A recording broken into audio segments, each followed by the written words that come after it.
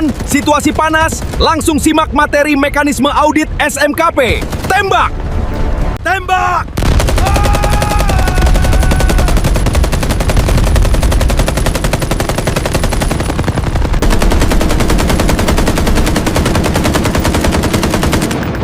Halo semuanya, selamat datang di pembahasan mendalam kita kali ini.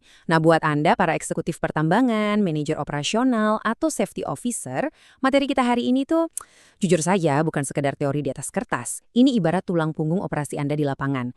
Kita bakal membedah tuntas mekanisme audit internal sistem manajemen keselamatan pertambangan atau yang biasa kita kenal dengan SMKP Minerba. Semuanya berdasarkan dokumen resmi dari Ditjen Minerba. Terus, pertanyaannya, kenapa sih kita harus repot-repot memahami sedetail ini? Ya karena audit ini bukan cuma urusan centang kota kepatuhan pemerintah kan? Lebih dari itu, ini soal melindungi aset terbesar Anda, nyawa manusia, dan tentu saja keberlangsungan operasi itu sendiri. Oke, yuk langsung aja kita bedah bareng-bareng. Biar pembahasan kita terarah, kita punya 5 milestone utama hari ini. Kita bakal mulai dari pengantar dan gimana sih permulaan audit itu, lanjut ke persiapan kegiatan di lapangan, terus masuk ke bagian yang cukup menegangkan yaitu kategori temuan audit. Setelah itu, kita bahas soal pelaporan dan penyelesaian, dan terakhir, kita hitung-hitungan soal apa saja penentu durasi hari audit. Sip, mari kita mulai. Oke, kita masuk ke tahap pertama, pengantar dan permulaan audit. Ibarat bangun rumah, di fase inilah kita meletakkan fondasinya. Kita sepakati dulu batas-batasnya sebelum beneran turun ke lapangan. Kalau kita perhatikan, keseluruhan skema audit ini terbagi jadi 6 tahapan makro. Dan ini sifatnya sangat sekuensial ya. Ada permulaan, tinjauan dokumen, persiapan, pelaksanaan, pelaporan, sampai ke penyelesaian. Ini tuh satu jalur pipa prosedural yang nggak bisa dipotong kompas. Maksudnya gini, Anda nggak mungkin tiba-tiba melompat ke tahap pelaksanaan kalau tinjauan dokumennya saja belum matang. Memahami alur ini bakal sangat ngebantu seluruh tim di Insight Anda untuk tahu secara persis di mana sih posisi kita sekarang saat roda audit sedang berputar. Sekarang kita sentuh satu konsep yang sangat krusial di awal, ruang lingkup audit. Kenapa ini penting banget? Gini, ruang lingkup itu ibarat pagar pembatas. Dia yang ngatur secara mutlak area mana yang bakal diublek-ublek sama auditor dan yang nggak kalah penting, area mana yang nggak akan disentuh. Misalnya, apakah audit ini nyakup seluruh konsesi tambang atau cuma fasilitas pengolahan tertentu aja? Terus, periode waktu mana yang dinilai? Kalau hal ini nggak dikunci sejak awal, wah bisa-bisa auditnya melebar kemana-mana dan bikin pusing di tengah jalan. Nah, kalau tadi ruang lingkup adalah di mana kita ngecek, kriteria audit ini adalah pakai apa kita ngukurnya. Ingat ya, kriteria ini bukan sekedar opini auditor atau kebiasaan industri pada umumnya, bukan. Kriteria ini adalah standar referensi formal, yakni persyaratan legal SMKP itu sendiri. Jadi, setiap elemen operasional Anda itu benar-benar akan ditimbang dan diukur pakai standar baku ini. Tujuannya simpel, buat ngelihat apakah sudah sesuai atau malah ada penyimpangan. Secara praktis, proses permulaan ini biasanya ditandai sama yang namanya kontak awal. Bentuknya macam-macam, bisa via email formal, surat, atau komunikasi langsung antara manajer program audit atau lead auditor dengan Anda sebagai auditi. Ya, kelihatannya emang sepele sih, tapi justru momen ini yang ngebentuk nada kolaboratif dari keseluruhan audit nanti. Anggap saja ini kayak mau menjabat tangan pertama yang menandakan bahwa proses resminya sudah dimulai nih. Berlanjut ke fase kedua, yaitu persiapan kegiatan audit lapangan.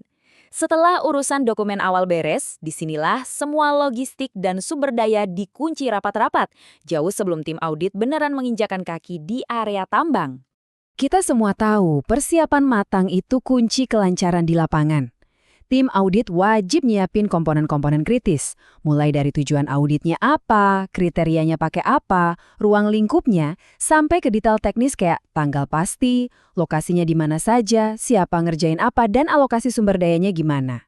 Nah, buat Anda yang diaudit, memastikan sinkronisasi jadwal ini sama operasional tambang itu super penting loh.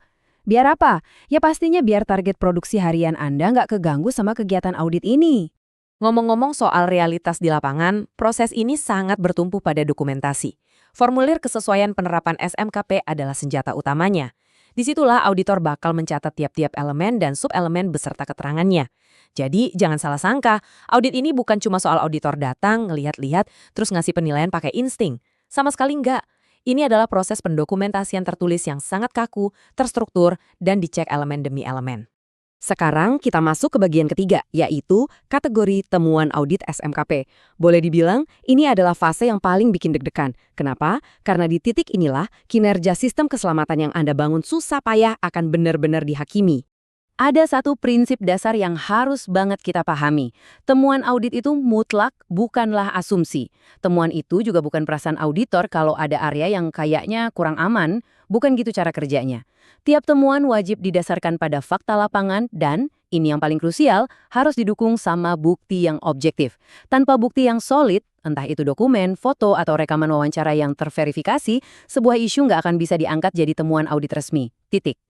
Terus gimana kalau auditor beneran nemuin ketidaksesuaian? Nah, temuan itu bakal dikategorikan berdasarkan tingkat keparahannya. Di pucuk pimpinan, kita punya kategori kritikal. Ini bahaya banget, karena temuan ini adalah kondisi yang kalau dibiarkan, bisa langsung memicu fatality atau kematian. Ini bukan sekedar urusan telat ngisi form ya, ini murni masalah hidup dan mati. Di bawahnya ada kategori mayor, yaitu kegagalan sistemik yang lumayan parah. Kategori ini nunjukin kalau sistem keselamatan di suatu area tertentu benar-benar gagal berfungsi. Ngebahas soal kategori mayor tadi, ada satu angka yang jadi momok, kurang dari 50%. Aturannya begini, kalau dari hasil penilaian, ada satu saja subelemen yang skornya di bawah 50% dari nilai maksimumnya, itu bakal otomatis memicu temuan kategori mayor. Nggak ada toleransi. Ini batasan tegas dari pemerintah. Jadi Anda nggak bisa misalnya dapat nilai jelek di satu aspek kritis, tapi ngarap bisa lolos karena ketolong nilai bagus di aspek lain. Lanjut ke bagian 4, pelaporan dan penyelesaian audit. Nah, setelah semua investigasi di site selesai dan debu-debu tambang mulai mereda, pekerjaan ternyata belum selesai loh. Temuan-temuan tadi harus diformalkan. Setelah balik dari lapangan, semua bukti bakal dikompilasi. Di momen ini, seorang lead auditor memegang tanggung jawab penuh atas penyiapan dan isi laporan auditnya. Laporannya harus tegak lurus sama regulasi. Nggak boleh tuh ada opini pribadi yang menyusup masuk. Habis itu, laporan disahkan secara formal, baru deh didistribusikan ke pihak-pihak di perusahaan Anda yang sudah ditunjuk. Rantai penjagaan dokumen ini benar-benar ketat. Tapi hati-hati, ada deadline yang sangat mengikat di sini, 30 hari. Secara regulasi, hasil audit internal SMKP Minerba ini wajib dilaporkan paling lambat 30 hari setelah triwulan keempat berakhir. Tanggal ini sifatnya harga mati.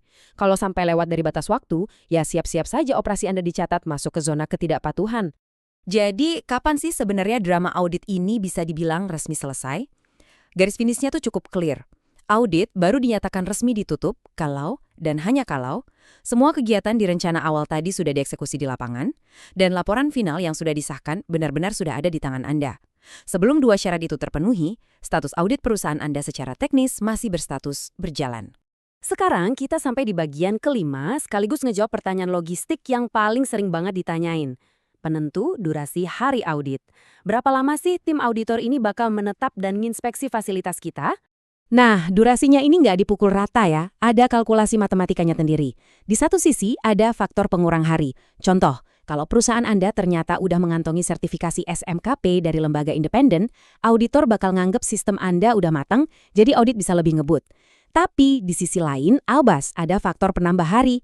Coba bayangin kalau jarak antar lokasi tambang Anda butuh waktu tempuh lebih dari 4 jam.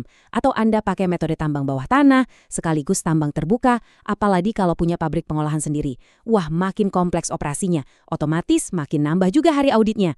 Anda pasti bisalah mulai ngira-ngira sendiri durasinya pakai variabel-variabel ini. Sebagai penutup sesi eksplanasi kita hari ini, saya pengen ninggalin satu pertanyaan buat Anda renungkan. Kalau kita lihat lagi betapa terstrukturnya proses ini, apalagi fakta bahwa temuan kritikal itu kaitannya langsung sama hilangnya nyawa, kita harus mereview ulang cara pandang kita. Apakah selama ini manajemen ngelihat audit SMKP sekedar sebagai beban birokrasi akhir tahun buat nyenengin inspektur tambang? Atau Anda benar-benar ngelihat ini sebagai garis pertahanan terakhir? Pertahanan untuk mastiin setiap miner, setiap pekerja yang turun ke pit hari ini bisa pulang dengan selamat dan meluk keluarganya nanti malam. Pilihan perspektif itulah yang akhirnya bakal nentuin kesuksesan sejati dari operasi Anda. Terima kasih banyak udah tune in di pembahasan mendalam ini. Yuk sama-sama kita wujudkan pertambangan yang bukan cuma nembus target produksi, tapi juga benar-benar aman. Tembak!